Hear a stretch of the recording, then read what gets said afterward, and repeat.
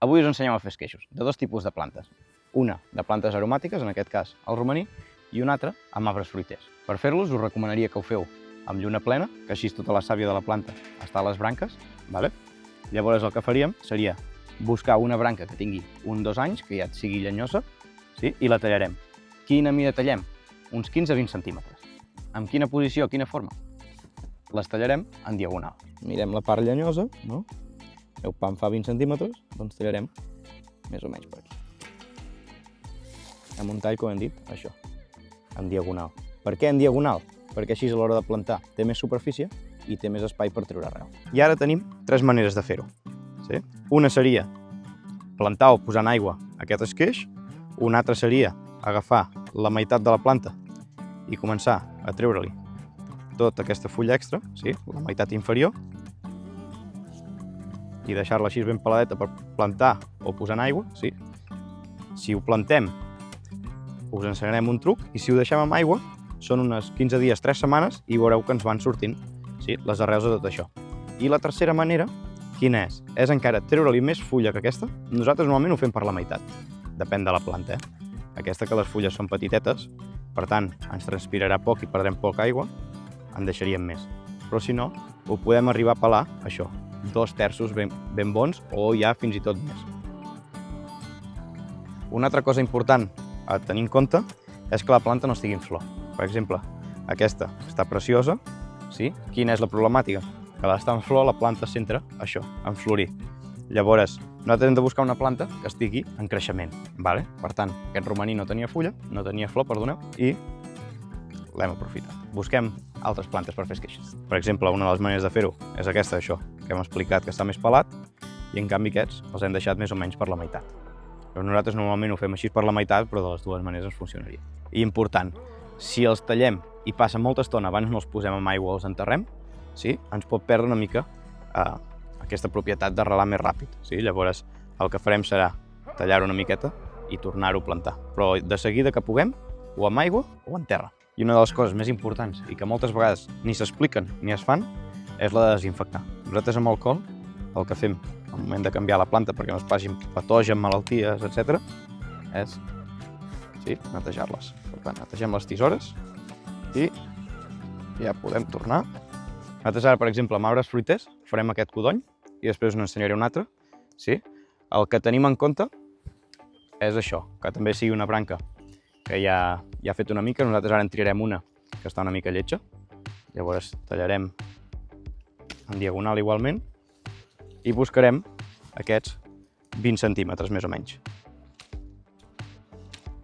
Això, la part de sota, la tallem tot el que puguem. I a l'hora de plantar també hem de tenir en compte les gemmes, en el cas dels fruiters. El que hem de vigilar és que tinguin un parell de gemmes, com a mínim, a la part de terra, i 2 o 3 també a la part superior que surti. Llavors, això serà el que enterrarem a dins i també el que ens brotarà. I per últim, entre trongines, us ensenyem en aquest cas un parer, que a vegades nosaltres aprofitem aquests peus que surten, ja els talles, els podes, els treus. Aquest és l'únic que hem deixat. Ara, per podar, què farem amb aquests? Es pot aprofitar? Sí, es podria aprofitar. Quin problema ens pot passar? Que, com sabeu, els arbres tenen un ingert moltes vegades. Llavors hi ha una part que és de peu i una part que és aèria, que es trien per diferents coses. Nosaltres la part aèria es tria per la fruita que fa, en aquest cas la pera, la varietat que volem, la mida i tot, i en canvi el peu el triem en funció de la nostra zona o a què està adaptat. Si a la sequera, si a alguna plaga, si al fred. Llavors, si agafem del peu, pot ser que sigui fins i tot una varietat que no sigui ni un parer. Llavors hem de tenir en compte això. Per exemple, nosaltres amb un codonyer sí que ho hem fet i ens surten uns codonys més petits que no pas els de la part aèria quan hem fet esqueixos. Aquí, si us hi fixeu, en aquest esqueix, el que fem és mantenir 2 o 3 gemmes per plantar-les i 3 o 4 per tenir-les a fora. A nivell de fruiter, el que vigilem és que tant a la part que enterrem com a la part aèria mínim tingui 2 o 3 gemmes. D'aquesta manera ens brotarà per aquí. I a dalt el mateix. Poca fulla perquè no se'ns escapi la humitat, perquè no se'ns escapi l'aigua, i al mateix temps que n'hi hagi perquè se'ns obri i floreixi. Un cop fet els esqueixos, us ensenyaré dos trucs perquè arreli millor. Un pot ser un enraizante d'aquests que es compri, i l'altre és la manera natural i la que fem servir nosaltres més, amb llenties. Com són aquestes llenties? Són pregerminades, si ho veieu. Com ho fem? Perquè ens germinin així les llenties. El que fem és deixar-ho durant el dia amb aigua i a la nit la filtrem, sí? I ho tapem amb un drap. I ho deixem les 8 hores aquestes que dormim amb el drap, sí? I durant el dia ho tornem a omplir d'aigua. Quina proporció d'aigua? Més o menys fem meitat i meitat, sí? La primera vegada, com que les llenties estan seques i ens absorbeix molta més aigua, el que farem serà fer 1/3 de llentia i 2/3 d'aigua, sí? I després les altres ja podem fer meitat i meitat. Un cop fet això, us ensenyo. Què farem un cop tenim la llentia així germinada? El que farem serà agafar un mini primer i amb la seva pròpia aigua, sí? Ho triturarem i ens quedarà amb aquesta textura d'aquí. Ens quedarà tot ben triturat, val?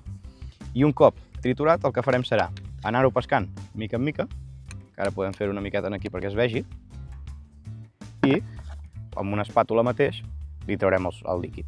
Vale? Ara aquest ja fa una estona que està fet, no en traurà gaire, però si veieu va rajant, sí? I després el got ens quedarà així, amb les capes fet. Un cop tot això ho tinguem, ho descartem, i fins i tot ho podem fer servir això per tirar al compost, per afegir en algun cultiu en algun costat. I el líquid, aquest que ens queda, serà el que ens anirà bé, sí? Per ajudar a arrelar tots aquests esqueixos. Com ho farem servir? Ho diluirem amb aigua i els anirem regant amb això. De les dues maneres, una és aquesta de plantar-ho, vale? Quin tipus de substrat fem servir per plantar-ho? Aquí tenim compost i aquí tenim sorra, vale?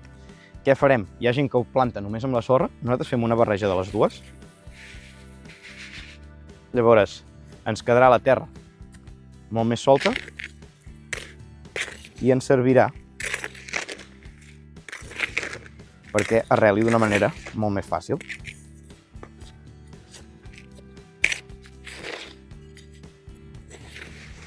I ara agafarem els esqueixos. A nosaltres ens agrada més fer un test que no pas a la safata, però si fos a la safata ara ho bolcaríem i ja estaria, sí?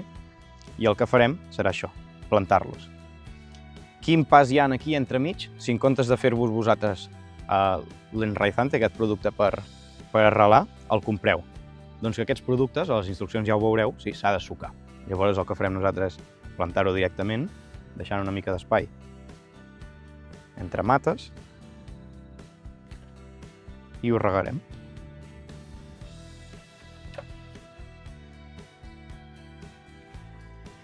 En aquest, per exemple, hem deixat força fulla, però una mica també és per fer l'experiment. Després, si voleu, ja ho ensenyarem això. Si ens seguiu, ho veureu tot.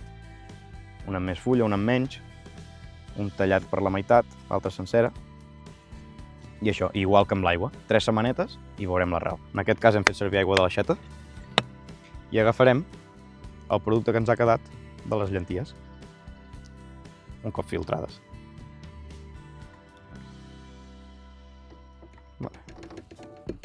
I l'últim que ens queda serà regar, sí? Quan hem de regar? Quina quantitat? El que és important és que estigui humit, no hem de perdre aquesta humitat per res. Fins i tot hi ha qui això ho cobreix. Nosaltres no ho farem perquè ho tindrem guardat a casa, però si ho féssim aquí a l'hort, per exemple, li podem fer un calaix i tapar-ho, perquè així es manté millor. Llavors és això, si s'ha de regar un cop al dia i ens manté la humitat, perfecte. Si se'ns ha de regar 2 vegades, doncs 2 vegades. Per això ens ho portem a casa per comoditat, bàsicament.